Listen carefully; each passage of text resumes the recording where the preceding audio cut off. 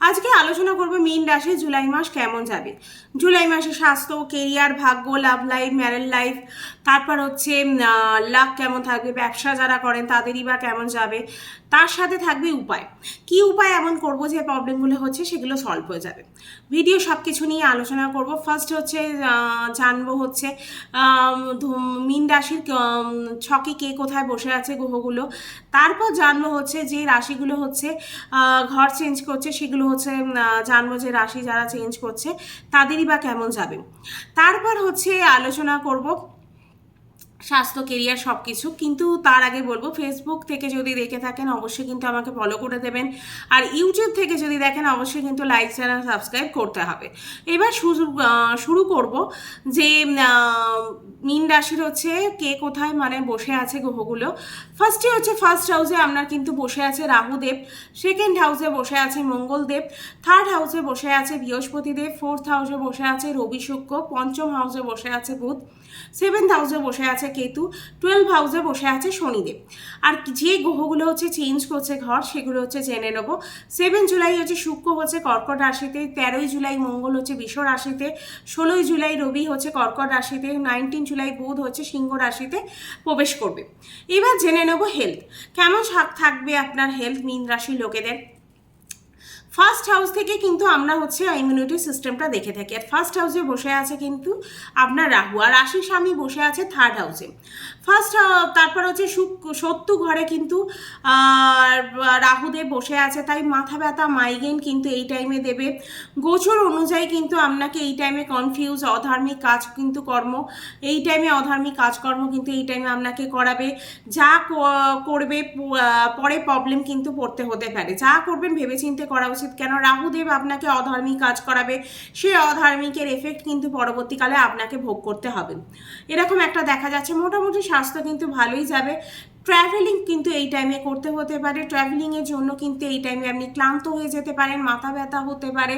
খাওয়া দাওয়ার কিন্তু এই টাইমে খেয়াল রাখতে হবে, নালে কিন্তু হেলথের একটু সমস্যা হতে পারে। এবার জেনে নেবো যারা বিদ্যার্থী আছে তাদের কেমন যাবে জুলাই মাস। পঞ্চম হাউস থেকে হচ্ছে আমরা এডুকেশন দেখে থাকি, পঞ্চম হাউসে বুধ বসে আছে, তাই এই টাইমে কিন্তু আপনার বুদ্ধিমত্তা ভালোই থাকবে, পড়াশোনায় মন লাগবে, পড়াশোনার দৃষ্টি। তারপর মঙ্গলের দৃষ্টি পড়ছে কিন্তু এই টাইমে পঞ্চম হাউসে। রাহুও কিন্তু পঞ্চম ভাবকে কিন্তু দেখছে, মনকে এই টাইমে কিন্তু ডাইভার্ট করতে পারে, কেন রাহু যখন পঞ্চম হাউসে দৃষ্টি পড়ছে মানে মনকে নানা রকমভাবে ডাইভার্ট করবে, মনকে ভটকে দেওয়ার চেষ্টা করবে, মনকে ভ্রমিত করার চেষ্টা করবে, নানা রকমভাবে কিন্তু এই টাইমে ডিস্টার্ব করার কিন্তু একটা চেষ্টা করবে। এক্সাম ভালো, অ্যাডমিশনের জন্য কিন্তু এই টাইমটা ভালো, যে কোনো কলেজে অ্যাডমিশন নিতে চাইছেন বা এক্সাম দিচ্ছেন তার জন্য কিন্তু এই টাইমে ভালো। শনি কেমন আছে সেটা কিন্তু কুষ্টিতে দেখা খুব ইম্পর্টেন্ট, কেননা এখন আপনার 7.5 চলছে, ফার্স্ট চরণ শুরু হয়েছে, তাই 7.5 হচ্ছে চলছে। এবার শনি ও আপনাকে কেমন ফল দেবে সেটা সম্পূর্ণই কিন্তু আপনার কুষ্টির ওপর ডিপেন্ড করছে। কুষ্টিতে যদি শনিদেব ভালো থাকে অবশ্যই কিন্তু আপনার 7.5 পিরিয়ডটা বেস্ট টাইম হবে, আর যদি শনিদেব বাজে মানে খারাপ পজিশন বা 70 রাশি বা নিচ রাশি বা ডিগ্রি ওয়াইজ কম হয়, তাহলে কিন্তু আপনার 7.5 জন্য কিন্তু এই টাইমটা খারাপ যেতে পারে। তারপর নানা রকম প্রবলেম বা কমপ্লিকেশন ক্রিয়েট কিন্তু এই টাইমে শনিদেব করবে।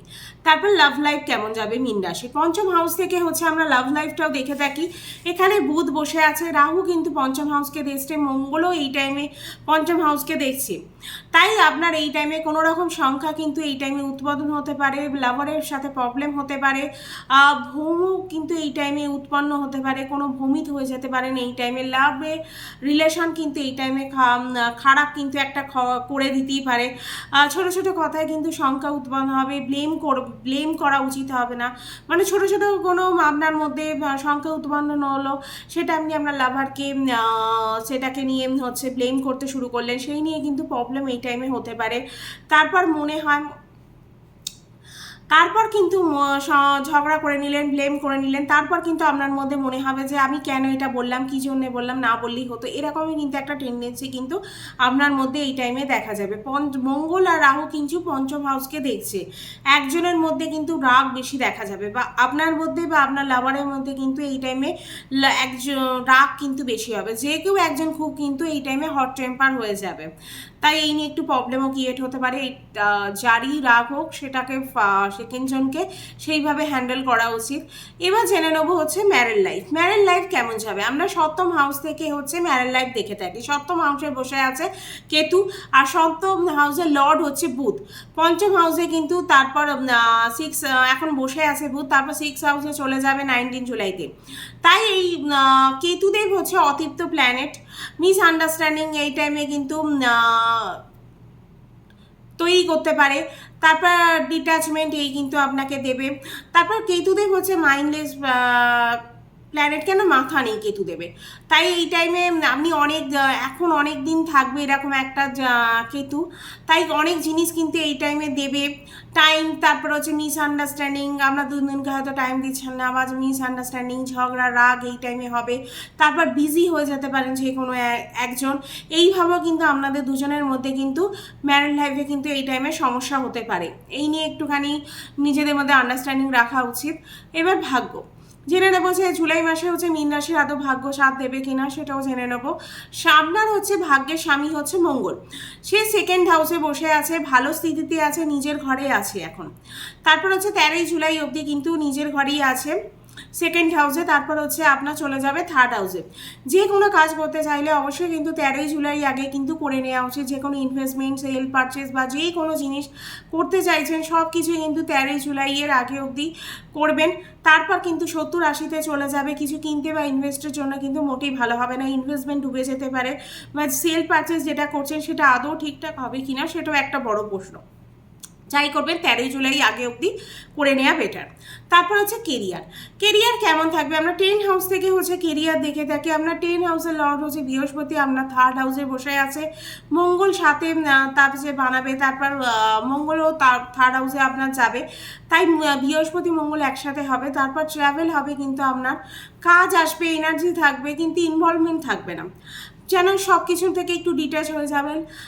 লোক বোঝাবে আপনাকে, কিন্তু আপনি বুঝবেন না, ভ্রমিত হয়ে যেতে পারেন। পরিবর্তনের খেয়াল কিন্তু এই টাইমে আসতে পারে, যে চাকরি ছেড়ে দেবো বা অন্য কোনো চাকরির কথা এই টাইমে কিন্তু মাথায় আসতে পারে।